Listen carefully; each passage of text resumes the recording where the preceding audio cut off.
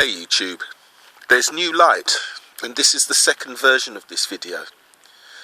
When I was younger, the Jehovah's Witnesses were a young Earth Bible literalist society, with the universe being approximately 12,000 years old. They used the line that a day for Jehovah was like 1,000 years for us, plus the old biblical genealogies. But I've been told that Jehovah has again directed his sole organisation on earth to tell the sheep he'd got his dates mixed up. But it remains that vulnerable children are having their heads stuffed with nonsense that cripples them in the real world. According to the Watchtower, children are being told that there was a dome in the sky and that you could build a tower to heaven. But God doesn't like that. There was a time when it never rained, and rainbows never happened. Children learn that it's possible to stop the earth spinning without geological mishap, or indeed other cultures even noticing, and that every variation of every single animal, insect, reptile, etc. can fit on a boat peacefully, then be delivered back to their specific locations.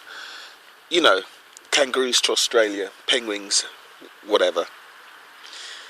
Children are taught to ignore evidence to the contrary, accrediting demon-controlled science and media for any deviation from the cult line. How is a child to function in the real world? The Jehovah's Witnesses effectively foster a God of the gaps position. Anything we can't explain now, God did it. Even though people used to think that rainbows were miracles until fairly recently. Jehovah's Witnesses passionately hate evolution, but their theology totally depends on it. Every race we have today came first from Adam and Eve in Eden, then Noah and his family just a few thousand years ago. I would call that super evolution. They teach their children to look at the trees and clouds as evidence of God did it, and then despise anyone with a natural explanation as trying to steal God's glory away, soon to be destroyed. They close down minds with misquoted scientists, logical fallacies, and outright deception, and then praise that child for his ignorance. But they will accept non-blood medication that depends on evolutionary theory, whilst dishonestly misusing the word theory from its scientific meaning to its street usage.